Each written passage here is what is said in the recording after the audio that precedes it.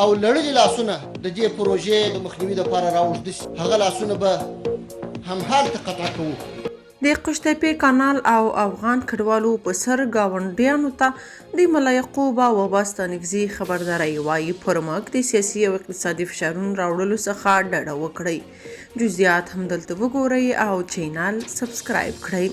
ملا یعقوب وایي هغه لاسونه به لنډ کړو چې د قشتېپې کانال مخه نیسي. د ملي دفاع سرپرست وزیر ملا یعقوب د قشتېپې کانال پروژې د دویم فاز پرانیستي په مراسمو کې ډاډ ورکړ چې هغه لاسونه به پرې کړي چې د دوی پروژې مخه نیسي. نوموړي ویل ګاونډیان باید اندېښنه ونه کړي او سرپرست حکومت به هیڅکله هم د امو په سیند کې د ګاونډیانو پر حقونو تجاوز ونه کړي. د دفاع سرپرست وزیر وویل موږ غواړو خپل حق ترلاسه کړو او په دې برخه کې باید څوک خنډ راته جوړ نه کړي. ملا یعقوب برادر ته په خطاب کې وویل چې ته د داسې سترو اقتصادي پروژو جوړولو ته دوام ورکړه او موږ به درسره اوږه په اوږه ولاړ یو.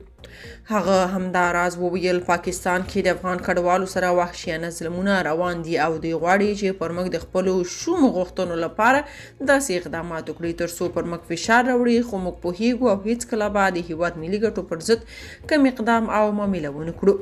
بلخوا بهرنی چارو وزارت سیاسي مرستیال شیر محمد عباس ستانکزي د قشتېپې کانال د لومړي فاز د کار د پای او د دویم پړاو د کار د پیل په مراسمو کې وویل چې د افغانستان د تاریخ په اوږدو کې د امو سیند اوبه نه دي کارول شوي او د دې سیند له اوبو ګټه اخیستل د افغانستان حق دی.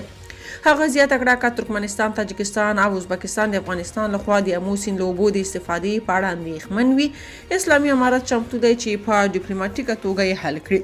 د نوموړي په وینا اسلامي امارت هڅه کوي چې هغه اوبه چې د افغانستان حق دی په سمه توګه هیواد ته داخل کړي او له دې سیند څخه د ګاونډیانو حقوق تر پښو لاندې نه کړي.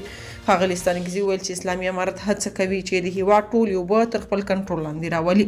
نوموړي تایید وکړ چې پاکستان د افغان مهاجرینو ځورولو سره غواړي چې پر اسلامي امارت سیاسي او اقتصادي فشارونه راوړي. که تاسو په دې اړه څه نظر لرئ په کومنټ کې شریک او چینل سبسکرایب کړئ.